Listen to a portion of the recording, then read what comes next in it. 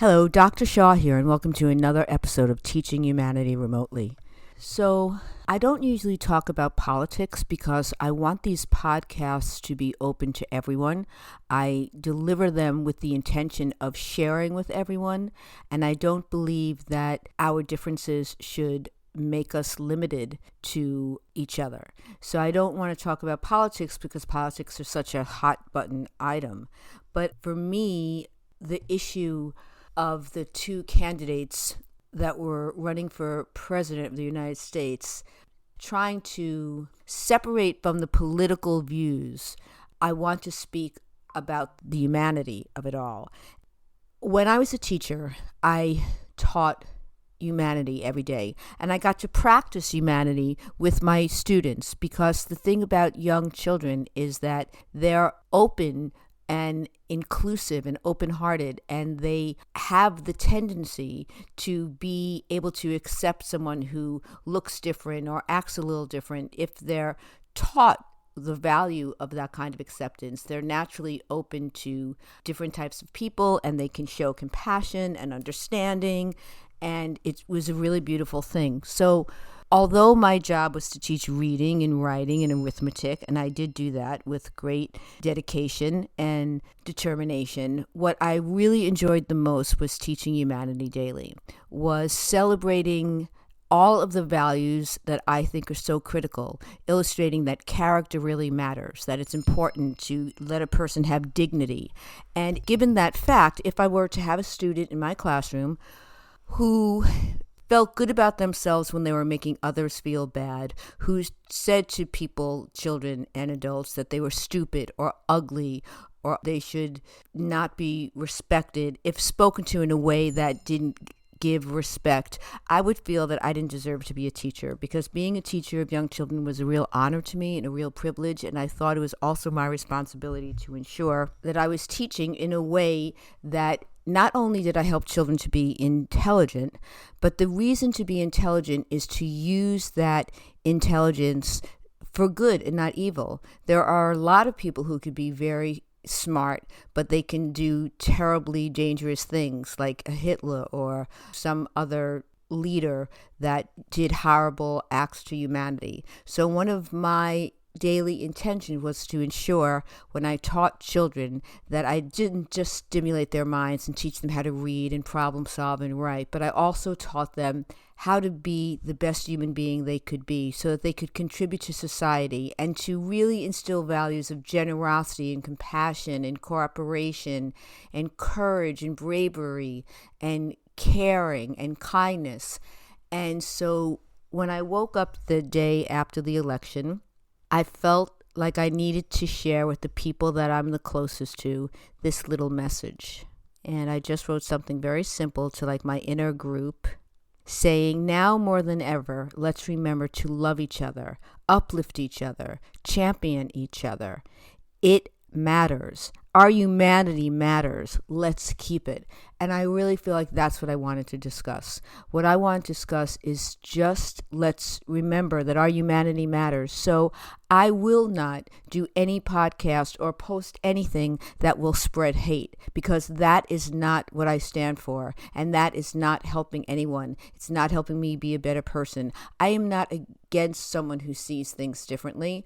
I am just going to continue to lead by example, and I'm going to work through concerns I have about the decisions that are being made, and I'm going to do it with love in my heart and not make anyone wrong and not feel superior to anyone who is seeing things differently than I am. I'm not going to become what I don't want in another. I think it's really time to lead by example. And then when I woke up today, I had even a different point of view, and it was very, very interesting to me. So as you know, I always see things in a positive way.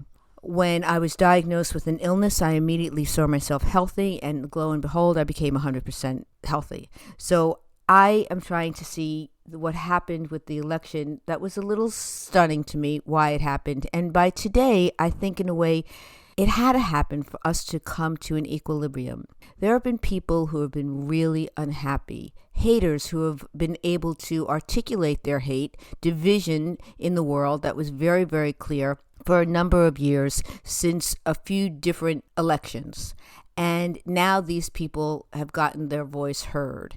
And if it didn't go this way, the continuation of hatred would be so substantial because it would be 50-50 still, and nothing would get passed because there wouldn't be complete power of one party over another. So for the next 4 years, one party who felt disenfranchised, who felt not heard, will have all the power.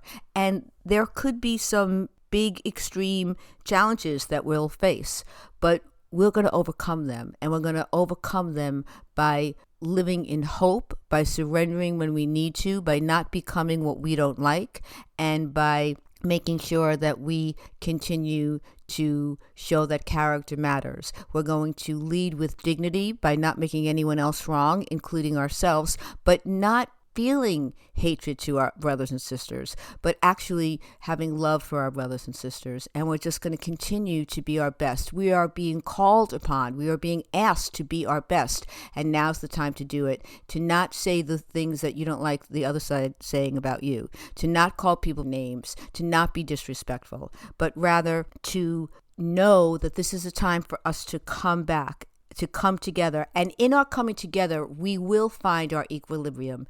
It reminds me of in education, there was a long time, there was a continuum that would go from one side to the other. It would either be all phonics. We're going to teach reading by sounding out every single letter and every single word, or we're going to teach through whole language and we're not going to do phonics at all. And lo and behold, we came to a place where we met in the middle because we need both phonics and all other ways to teach reading, and that's the whole way in which we teach reading, and that's what we came to. And it also reminded me of in stores where they're always a season ahead. So in the summer they're selling fall things, in the fall they're selling winter things. So the darkest time we might have already passed, because the darkest time could have been the last 4 years when so many people felt the hatred, felt the division, were able to articulate that, and it created such a divide. And now all of that is out and there's no more suppression.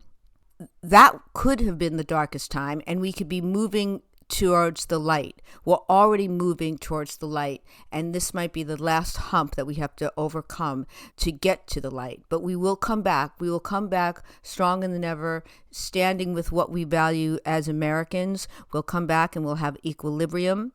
And in order for us to get there, we needed to go through what we're going through. These are growing pains. It's been this way at other times in history, but we are going to come back to the fact where unity and character and dignity and humanity matter. You'll see it's going to happen. And it's going to happen by keeping all of those traits that we value, by continuing to have compassion and caring and kindness and leading in that direction.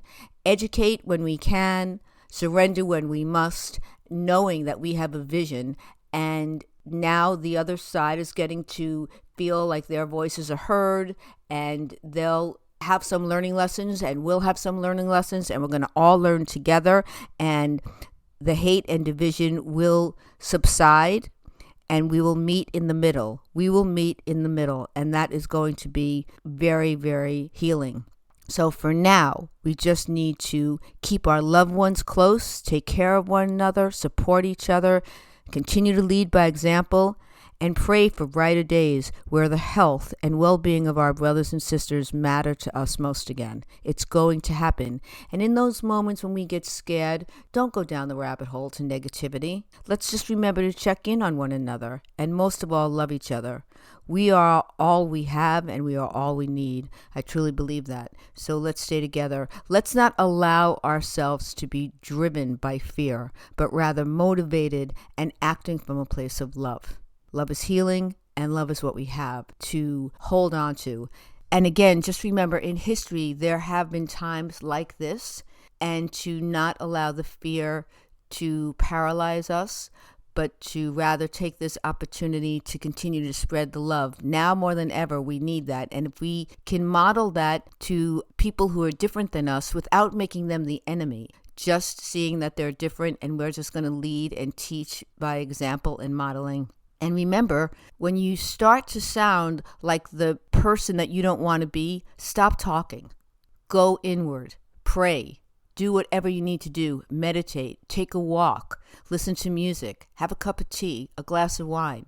Stick together, call on each other, be neighborly, be kind, share. Humanity matters. If you believe it matters, live from that place and show the best human that you are to each other, to ourselves, to each other, and we will overcome this time. And this is not really new because it's been this way for the last number of years. And now we're in the light seeing it, and it's bright as day. And we're going to get through this, and we're going to see even more sunshine and better rainbows because it's within our reach, and we just need to not lose faith in ourselves and each other. Until next time, may you find peace and healing within yourselves and your community and each other every day.